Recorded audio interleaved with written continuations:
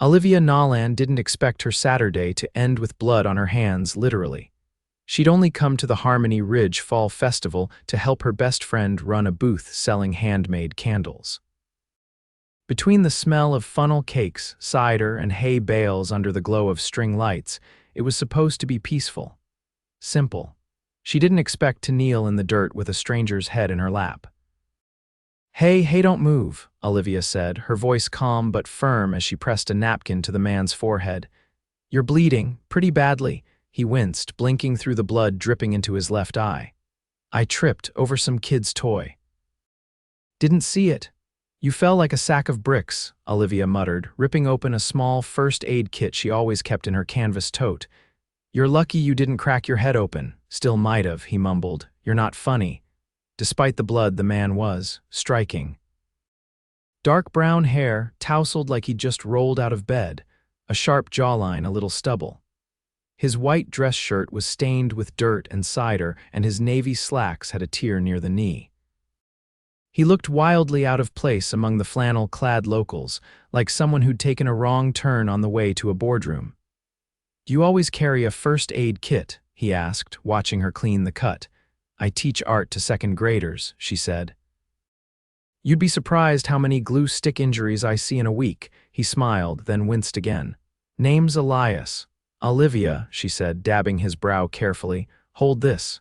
He took the gauze from her hand and held it to his head. "You saved me. I patched you up." "Big difference?" "No, you definitely saved me. I was on my way to a meeting, and now I'm on the ground, bleeding, being scolded by someone who smells like cinnamon and paint." Olivia sat back on her heels, trying not to laugh. "Well, Elias, maybe the universe decided you needed to slow down." He looked around the crowd, then back at her. "Maybe I was just supposed to meet you," she blinked. "That's a little cheesy." "I've had a head injury," he said with a straight face.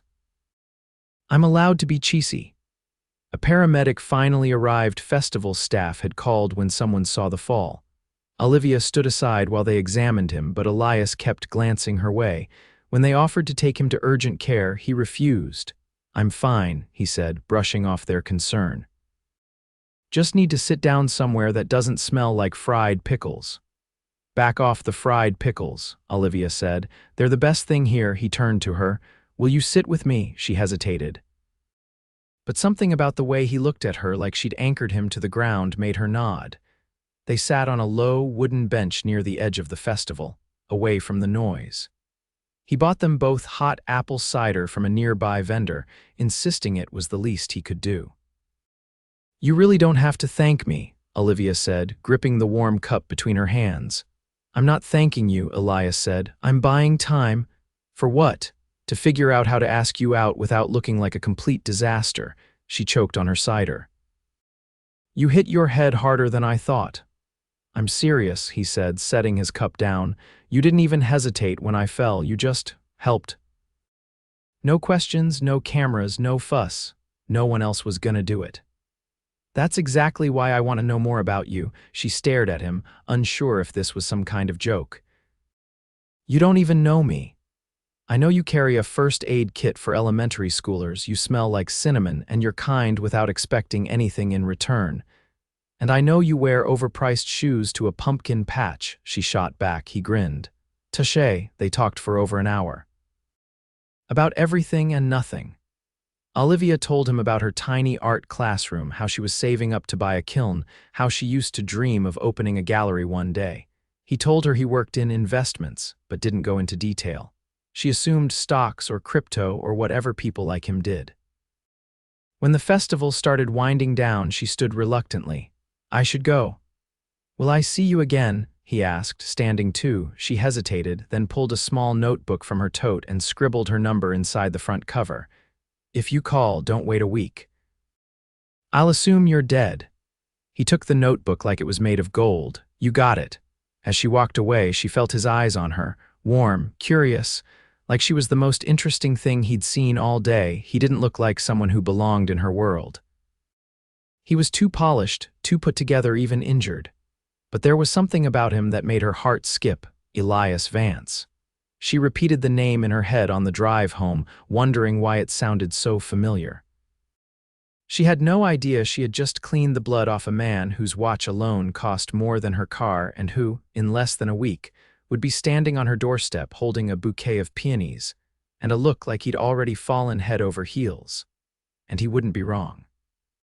It was 4 days before Olivia heard from him. She had just finished cleaning up spilled paint water from the floor of her classroom when the school secretary poked her head in. "There's a man out front asking for you," she said, a little wide-eyed. "He's wearing a suit. And holding something that looks expensive." Olivia wiped her hands on her apron and stepped into the hallway, only to stop short. Elias was standing beside the front office counter, holding a large white box tied with a black ribbon. His shirt was crisp, his coat tailored, and his hair still slightly mussed, but in a way that looked deliberate framed his face with unfair perfection. "I hope this isn't wildly inappropriate," he said when he saw her. "But I wasn't sure how to do this casually. You came to my school," she said slowly, "wearing cufflinks. They were a gift," he deadpanned, "from my tailor as a bribe." She stared at him, incredulous. "You tracked me down at work. You gave me your number. I called twice, no answer. I figured either you were ignoring me or your phone was stolen by a raccoon." She flushed. "I dropped it in the sink. It's in a bowl of rice." "Ah," he said, holding out the box. "Then I'm glad I came in person." "What is this? Open it." She untied the ribbon.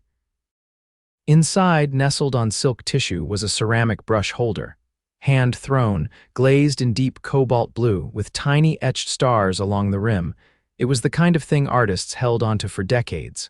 "I had it commissioned," he said. "I remembered what you said about your kiln dream. Thought this might keep your brushes company until then." Her throat tightened. "This is beautiful. You're not mad I showed up here?" She looked at him, really looked. "I should be. But I'm too curious to send you away," he exhaled, almost relieved. "Dinner." "Tonight, I have parent-teacher conferences until 6, she said. "But after that, okay." He didn't take her to a restaurant. Instead, he drove her after she changed out of her paint-streaked clothes out past the city limits. The road curved through hills and tall trees, and Olivia's curiosity deepened with every mile. "Are we going to get murdered in the woods?" she asked, eyeing the narrowing road. He laughed. "Almost definitely not."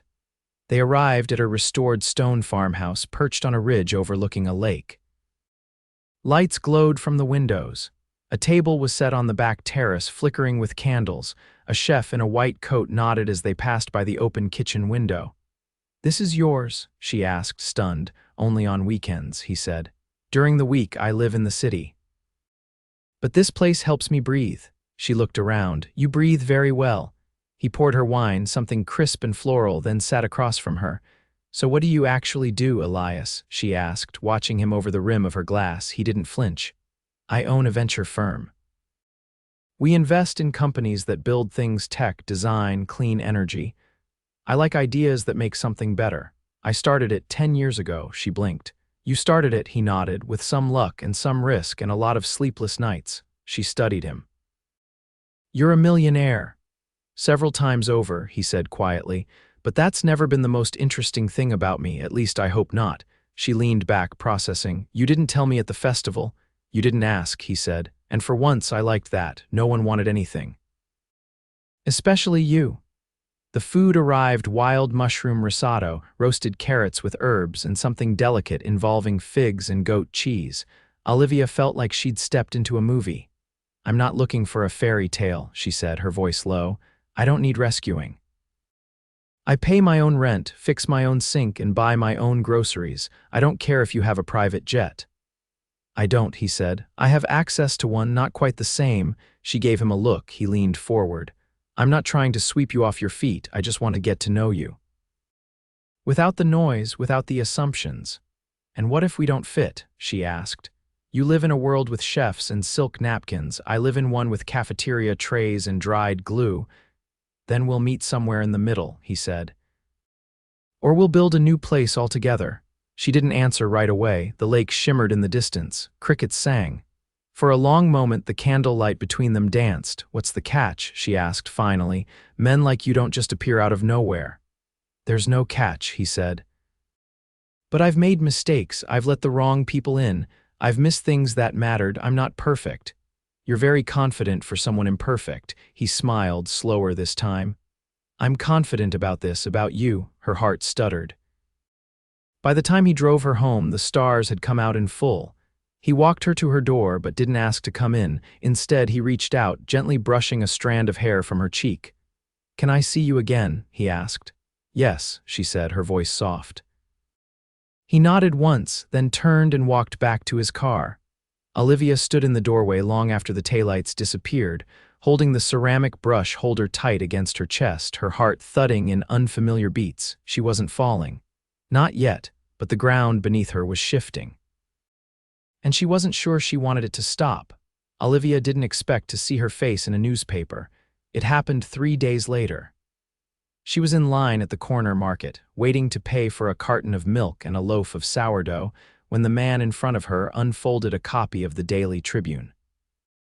Her eyes caught a photo on the bottom half of the front page. A familiar jawline, a familiar grin, and just behind him, barely in frame, her own profile laughing, her hand brushing against his arm. The caption read, "Elias Vance seen with mystery woman at private estate dinner." Her stomach dropped. By the time she got home, her phone, finally resurrected from the bowl of rice, had 6 missed calls from Maeve. Maeve didn't wait for hello. "You're in the paper with Elias freaking Vance." "Do you even know who he is?" "I know he owns a venture firm," Olivia replied, setting the groceries on the counter. "He's on the board of 3 tech unicorns. He was profiled in Forbes. He's worth like $500 million, and you're just dating him?" "I wouldn't call it dating," she said carefully. "Oh, honey, the internet would." The rest of the day passed in a blur. 2 moms from her art class sent curious emails. One of her students asked what a mystery woman was. And when Olivia left school, a man with a camera was standing across the street. She ducked into her car and drove straight to Elias's city address, the one he'd given her after their lakeside dinner. The doorman greeted her by name and led her to a private elevator. Her heart pounded the entire ride up. When the doors opened, Elias was already waiting in the hallway. His tie was loosened, his sleeves rolled up, and he looked like he'd just walked out of a meeting that had gone sideways. "I saw it," he said before she could speak. "I tried to stop it before it ran. I didn't know we'd been followed at the house." "You didn't tell me you were famous," she said, stepping inside. He closed the door behind her. "I'm not. Elias, you're on magazine covers. You have a Wikipedia page." "I never wanted that part," he said, voice low. "But when people see numbers next to your name, they make you into a headline." She crossed her arms. "So what am I in all this? Just a footnote?" He walked to the window, staring out over the skyline. "No. You're the only part I didn't plan, which is exactly why you matter." She watched him, waiting. "I built walls around my life," he said. "Not because I'm hiding anything, but because I got tired of being seen for all the wrong reasons. Money warps people. It makes them want things they don't even understand. You didn't ask for anything. You didn't even blink when I told you who I was." "I blinked," she said quietly. "I just didn't run." He turned. "And you still haven't." "I don't like being watched, Elias. I can't live in a world where other people decide who I am." "Then let me fix it." She raised an eyebrow. "How?" He walked to the bookshelf and pulled out a slim black binder. Inside were dozens of contracts, all neatly tabbed. He flipped to a page near the back and handed it to her. "A privacy agreement?" she asked, scanning. "It's for the press, not you. I'll file an injunction. No more photos, no more speculation. I'll make sure you're protected." She handed it back. "You really have a plan for everything. Just the things I care about." There was a knock at the door. Elias opened it slightly, took a box from someone, and shut it again. He handed it to her without a word. Inside was a set of paintbrushes. Handmade, each with her initials etched into the base. The handles were carved from reclaimed walnut. The bristles looked like silk. She couldn't speak. "I thought if you had to deal with the fallout of being seen with me," he said softly, "the least I could do was give you something beautiful." She set the box down before she dropped it. "You're overwhelming, I know, and reckless. Only with you." She stepped closer. "I don't want to be someone you take care of. Then be someone I stand beside." For a long moment they stood in silence, the city glowing behind them. Then she said, "I don't know how to do this." "Neither do I," he said, "but I want to try." She nodded once. Later that night, he drove her home. No cameras, no questions, just the quiet hum of the engine and the occasional flicker of streetlights. When he walked her to the door, he didn't kiss her. Instead, he took her hand, pressed something into her palm, and said, "I'll wait for as long as you need."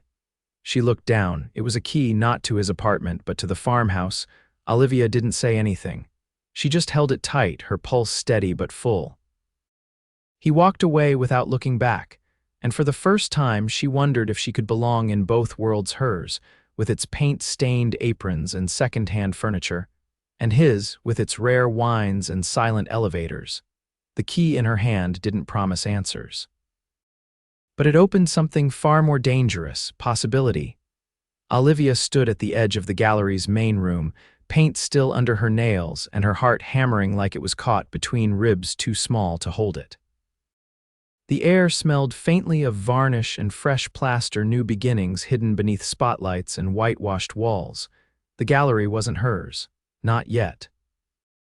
But it was her work on display, 13 pieces, all created in the quiet hours after teaching, in the corners of her apartment surrounded by chipped mugs and dried pallets.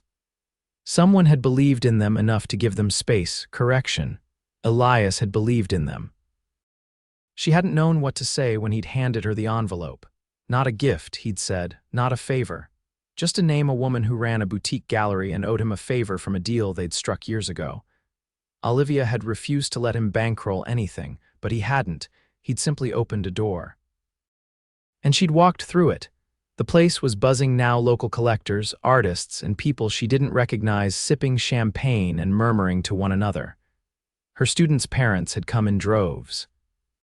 She spotted her school principal near a sculpture made from twisted wire and clay, blinking at it like it might grow teeth. She felt a warm hand on her back. "You did it," Elias said. "No," she replied, turning to him. "We did." He looked different tonight. Not in the clothes, those were still tailored and expensive, but in his posture. Softer, less guarded, like something inside him had finally gone quiet. "I didn't do anything but make a call," he said. "You did more than that," she said. "You saw something in me before I fully saw it in myself." He stepped closer. "I didn't fall for your paintings, Olivia. I fell for the woman who couldn't stop creating even when no one was watching." She exhaled, heart tilting in her chest like it was trying to catch up to him. "You terrify me," she said quietly. He tilted his head. "Because I have too much money? No, because you make me want things I didn't think I was allowed to want." "Like what?" She looked toward the far wall where her self-portrait hung. It was raw, unfinished in places, with streaks of cobalt and gold running through the background like veins. She'd painted it after one of their long walks through the city, when everything had felt both possible and terrifying. "Like a life that actually fits me," she said. Elias didn't reply right away. He looked around the room, then back at her. "I bought one of your pieces," he said. "You what?" "I used a pseudonym," he added. "Didn't want to cause a bidding war." She laughed, a shaky sound. "Which one?" "The one with the window and the red chair." She blinked. "That's the only one I painted for myself, exactly." Someone called her name from across the room, a curator, waving her over to meet someone from a local arts magazine. She glanced back at Elias. "You'll be here when I'm done, always." She crossed the room in a daze, somehow managing coherent conversation while her pulse rioted beneath her skin. When she returned, the gallery had quieted, and Elias was leaning against a column near the front, watching her with a look that made her feel like the only woman in the city. "I have something to ask you," he said as she approached. "Better not be what I think it is," she said, half laughing, half panicked. He shook his head. "Not that, not yet." "Good, because I'm not ready for rings and registries." "I know, but I am ready for something else." He reached into his coat pocket and pulled out a folded piece of paper. She unfolded it slowly. It was a lease. 1 year, a modest loft with huge windows and a small studio space. Her name was on it. I didn't offer it as a gift," he interrupted. "I bought the building. The old tenants moved out last month. I'm offering the space.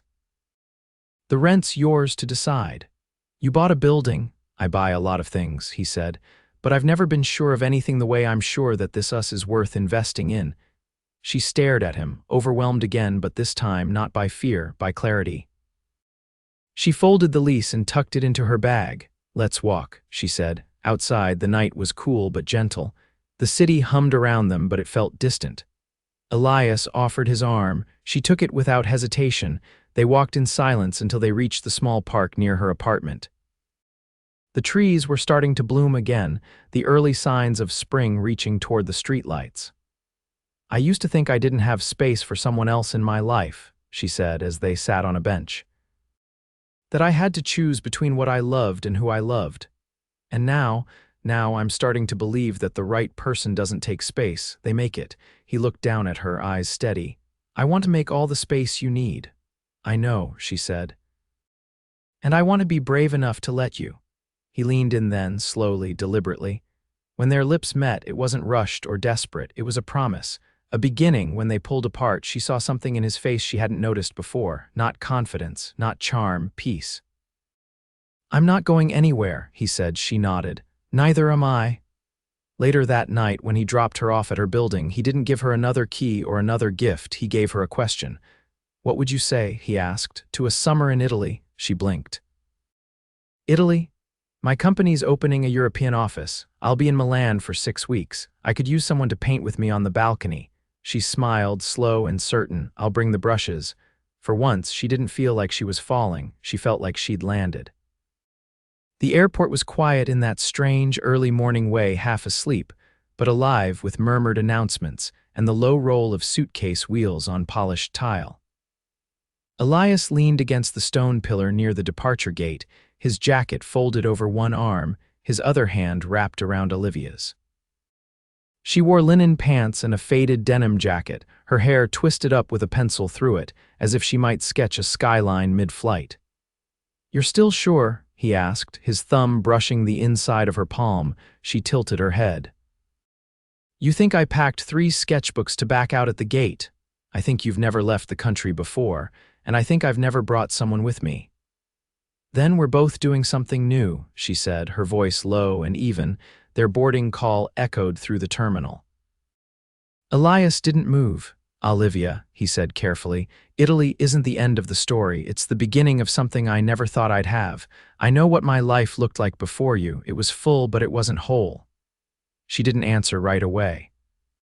Instead, she stepped in closer, so close her forehead brushed against his chest. "I'm not afraid of going," she whispered.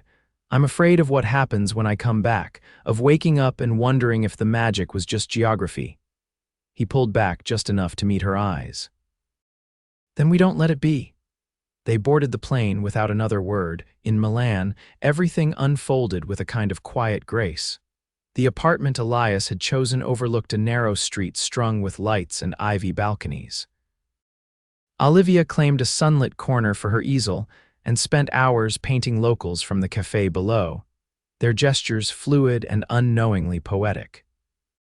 She learned the taste of fresh figs, the rhythm of cobblestone under sandals, and the particular kind of silence that happened when Elias read beside her at night, one hand resting against her thigh like a tether. But it wasn't all seamless. The company opening demanded more of Elias than she'd expected: late hours, endless meetings, a constant undercurrent of pressure. Olivia found herself alone more often than she liked, wandering markets with her sketchpad, unsure of how to translate what she was feeling into lines and color. One evening, she returned to the apartment to find Elias already home, sitting at the dining table with his tie undone and his eyes shadowed with something heavier than fatigue. "You're back early," she said, surprised. He didn't look up. "I canceled the dinner meeting." She set her bag down. "Why?" "Because I realized I haven't seen you awake before midnight in almost a week." She sank into the chair across from him. "You didn't have to do that for me." "I didn't," he said. "I did it for us." She studied him. "You've never had to balance this before, have you? Work and someone waiting at home." He shook his head.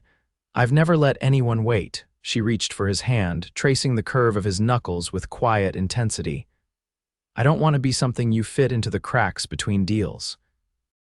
I want to be the reason you change the shape of your life." He looked up at her and something in his face shifted. "Then let's change it," and they did. Over the next weeks, Elias began carving out morning's breakfasts of espresso and flaky pastries on their balcony, walks through the Brera district, unhurried afternoons where he sat beside her in the studio space she'd claimed. Olivia, in turn, learned to stop measuring time by his absence and started marking it instead by the moments that filled her without him: the art, the language, the way the city pulsed with inspiration. They became not two people orbiting separate worlds, but two artists crafting one. One night near the end of their stay, Elias took her to a vineyard outside Florence. The grounds were lit with lanterns, and a small table had been set among the vines. No servers, no guests, just them. "I've been thinking about what comes next," he said as they ate. "Me too," she admitted. "I bought a building," he said. She laughed. "Again?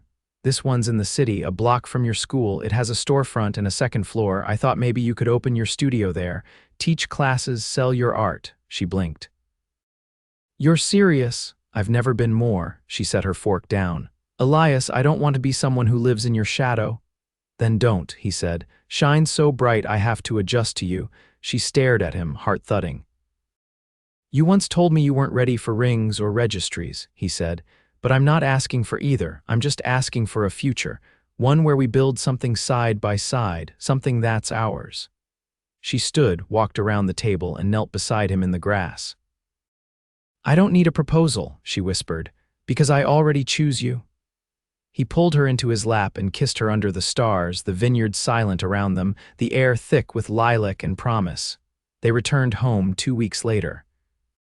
The building Elias had bought was more than she imagined: tall windows, exposed brick, and a perfect corner space for her studio. She painted the walls herself, taught weekend classes with students from the neighborhood, and curated local artists in the front gallery. Elias kept his office nearby but rarely stayed past 6. He made dinner on Fridays, learned how to stretch canvas, and once surprised her by installing a skylight in the upstairs loft, where they eventually moved in together. On the anniversary of the day they met, he took her back to the fall festival. This time, he didn't trip over a toy or bleed on her shirt.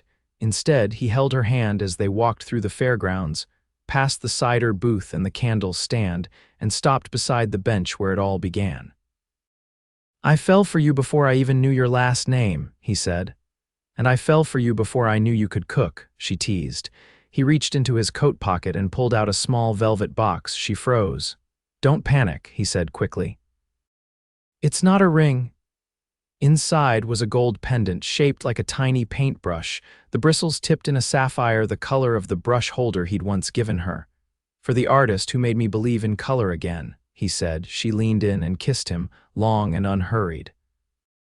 They spent the evening wandering the festival, laughing and dancing beneath the string lights, no longer strangers, no longer unsure, just Olivia and Elias together, always.